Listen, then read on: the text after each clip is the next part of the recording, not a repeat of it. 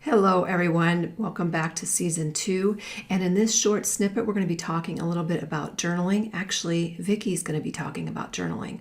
She's more of the expert than I am. And if you happen to like this little segment, and if you are an Academy member, you can find it in 2019 members only classes. So just go inside that members only area and then scroll down to where it says 2019 members classes. And then you'll be able to see that. Let's see, where is it? I think it was done mid 2019. So let's see, maybe it was earlier.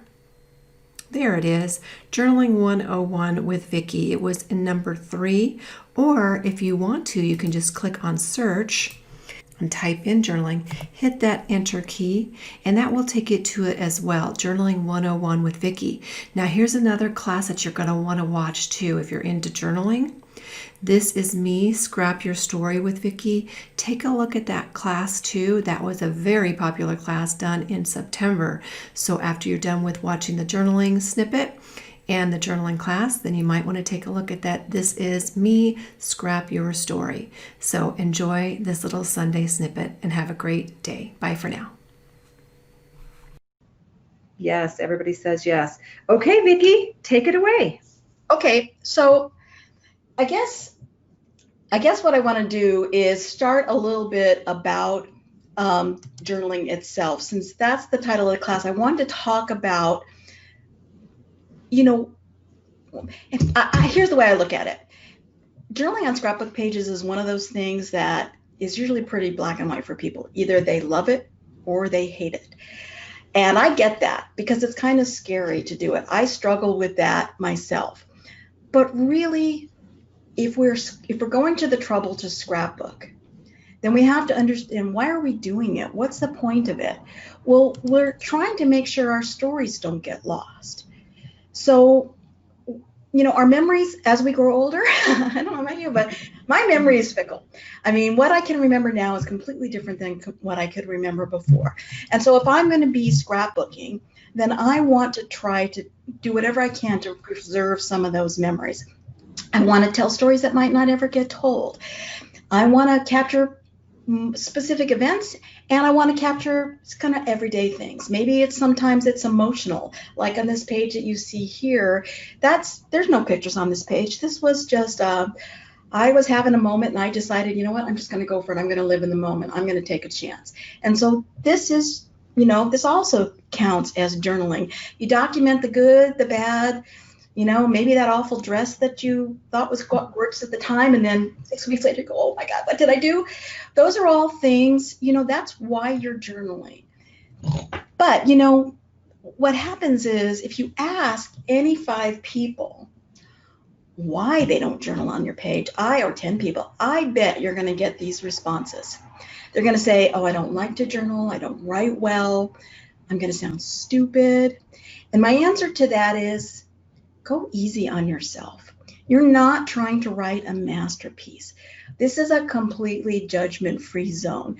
No one's going to judge you on your writing skills. It's all about the story. And that's also my answer to I don't know what to say, because it's just the story. What you really want to do is just find a way to capture your story. People will say, I don't have any photos. Well, you know what? You don't have to just journal scrapbook pages with photos. This is an example. I did this, a long time ago, probably 6 or 7 years ago, with my Starring Me kit, because it's all about me. I wanted to do a kit that says all about me. It's just focused on me, the person creating the page. And I just did my journaling right there on one of the digital scrap pages that I included in my kit. So you don't have to have photos to journal. That's not really an excuse. And you also don't have an excuse for not having photos now.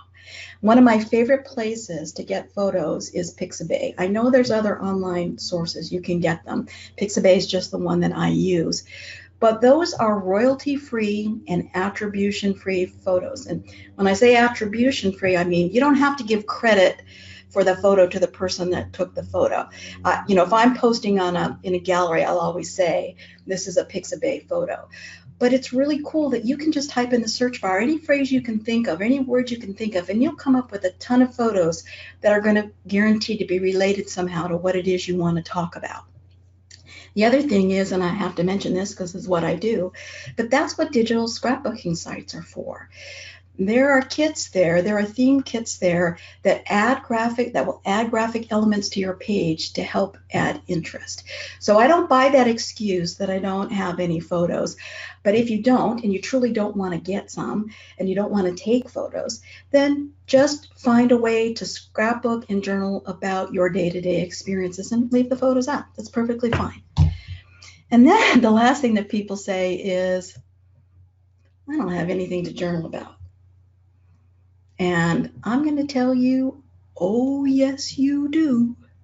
You think you don't have things to journal about because the common way to think about journaling is you have to write a novel. But that's not true at all. Anything and everything is fair game for journaling on your scrapbook page. And scrapbook journaling doesn't have to be some deep, dark, heavy exploration of your soul or some long, extended story. We're just talking about capturing the essence of people and places that make up the stories. I'm saying this, I'm thinking, oh, that was good. Say that again. We're talking, oh, that was good. Capturing what I say, the essence of people and places that make up the stories of our lives. So if you focus on that, it will help you decide what it is you want to journal about. We all have the typical events, trips, gatherings that we can do our journaling about, and stories from our past and history. But you know what? You can journal about random thoughts and your observations about life. On this page here, there's no photos on this. That's a vintage photo, a public domain vintage photo that I turned into what I call portrait transfers that you'll find in my shop. But you know what that is, and you probably can't read it? Nora Jones has this beautiful song called Come Away With Me. And the very first time I heard that song, I fell in love with it. And I just wanted to journal about that. So I used her lyrics on my page as my journaling. That's what I was journaling about. You can journal about your favorite books or movies or use a quote. You can journal conversations about people. I'll tell you a story about that in a little bit on another page here. You can use social media images or text messages. You know how autocorrect can make some hilarious conversations? You're looking for something you want to remember, something funny, scrapbook and journal about that. Don't forget to include yourself. How do you feel? What's your daily routine? Do you have this awesome collection of shoes? Journal about it. Do you have a pet that you just love? Did some jerk take your parking space and you're frustrated and you want to say something about that, or the weather? So just remember, journaling doesn't have to be about big events. You can include tidbits from your daily life. Where do you want to travel one day? You went to a birthday party. Everybody can scrap about that. But what did you buy? What present did you buy? Or why did you buy what you bought? Or what was the house like that you went to? Or what was the weather like that day? So I'm just trying to give you some ideas that when people say you don't have anything to journal about, it's because we've got this in our head that we have to do this massive story. And that's not really true. That's not really what your family and friends actually want to hear.